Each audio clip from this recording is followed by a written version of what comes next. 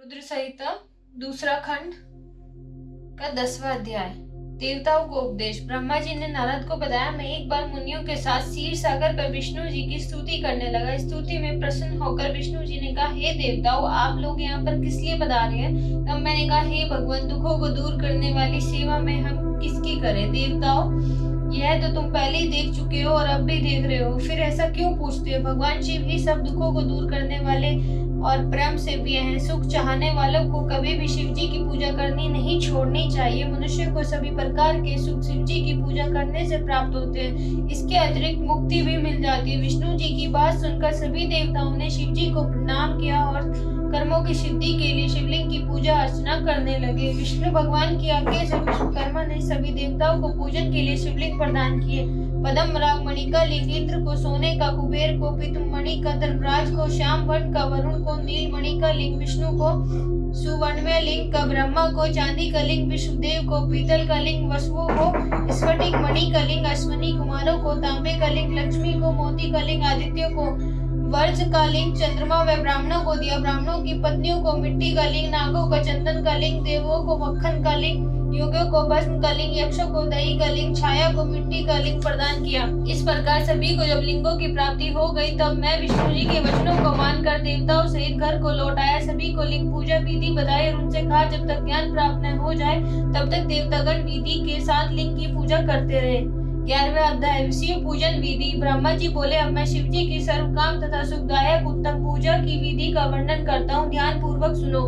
ब्रह्मा मुहूर्त में उठकर पार्वती सहित शिव जी का स्मरण करे, भक्ति पूर्वक हाथ जोड़कर उन्हें नमस्कार कर सिर झुकाए, प्रार्थना इस प्रकार करे, हे देवेश, हे हरदेश्वर, अब आप उठिए और ब्रह्मांड का मंगल कीजिए। अधर्म से मेरी निवृत्ति कीजिए और धर्म में प्रतिदिन मेरी प्रवृत्ति कीजिए। हे शिव शंकर, मैं जो आपका सेवक हूँ। इस प्रकार भक्ति के वाक्य कहकर गुरु को प्रणाम करके शौचादि से निर्वात उदातुन करके 16 बार कुल्ला करे, फिर स्नान करे।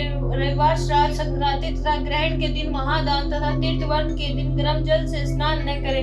अपवित्रता होने पर गर्म जल से स्नान करे। ऋषि और पितरों की खुशी के लिए तर्पण करे।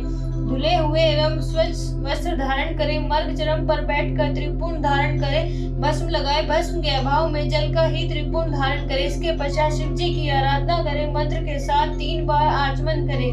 इसके पश्चात गंगा विष्णु कहकर 1 बार आचमन करे। गुरु की आज्ञा अनुसार विधि पूर्वक गंध पुष्पादि से विनायक आदि की पूजा कर शिव जी की पूजा करे। चंदन कुमकुम आदि से विधि पूर्वक पार्वती की पूजा करे। परिक्रमा करे। दंडवत प्रणाम करे।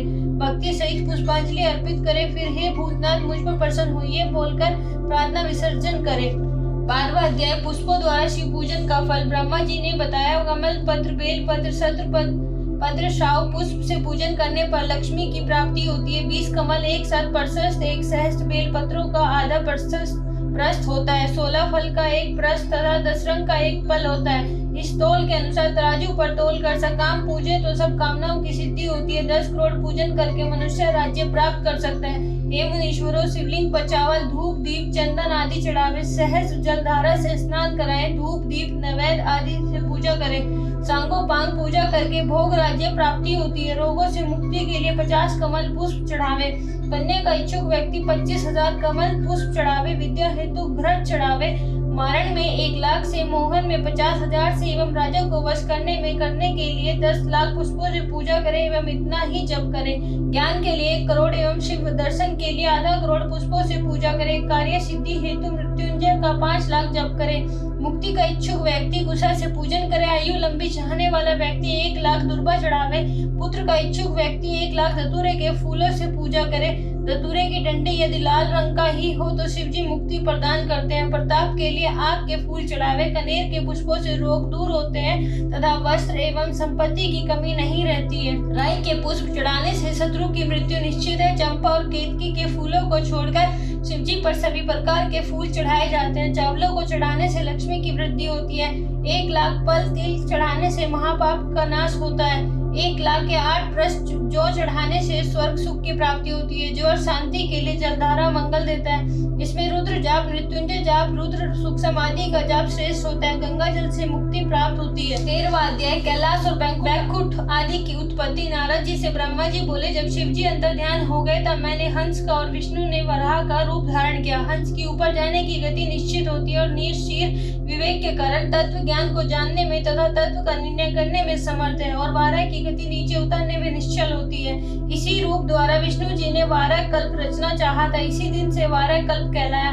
शिव जी का ध्यान कर मैंने सृष्टि की रचना प्रारंभ की। प्रथम जल की उत्पत्ति की, उसमें से अंजलि भर जल से 24 तत्वों का एक अंड बनाया। वह अंड बृहत होता गया। उसके विराट हो जाने पर मैंने भगवान विष्णु का ध्यान किया। उन्होंने अंड में प्रवेश कर उसे चेतन किया।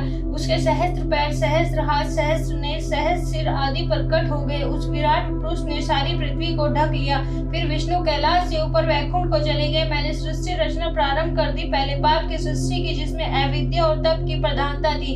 इसमें स्थावरों की रचना की। इसके बाद शिव जी का ध्यान करके 6 जीवों की रचना की। फिर सात्विकी देवताओं की रचना की। शिव जी की आज्ञा से रजोगुण वाले मनुष्यों की रचना की। इस प्रकार 5 तरह की सृष्टि हो गई। फिर महत् सर्ग, सूक्ष्म भौतिक सर्ग तथा वैकारिक सर्ग उत्पन्न किए। वैकारिक सर्ग से प्राकृतिक 8 प्रकार की सृष्टि हो गई। जब इसमें विकृति हुई तो 9वां कुमार सर्ग उत्पन्न किया। फिर उपयोगी दिव्यात्मक सर्ग उत्पन्न किया, जिसमें संकादिकों का महान कुमार सर्ग उत्पन्न किया। ये मेरे मानस पुत्र कहलाए। जब मैंने इनसे सृष्टि रचने को कहा तो मेरे नेत्रों से अश्रु टपकने लगे। विष्णु जी के कहने पर मैंने शिव जी का तप किया। इससे मेरी भुवों और नासिक के मध्य से विभूति तथा अर्धनारीश्वर शिव जी प्रकट हुए। उन्हें देखकर मैं प्रसन्न हो गया। मैं उनसे बोला, हे देव, आप जन्म और मरण वाली प्रजा की सृष्टि कीजिए। परंतु शिव जी ने यह कार्य स्वयं न करके मुझे ही सौंप दिया। मुझे माया रहित रहने पर वरदान देकर अंतर्ध्यान हो गए। ओम नमः शिवाय।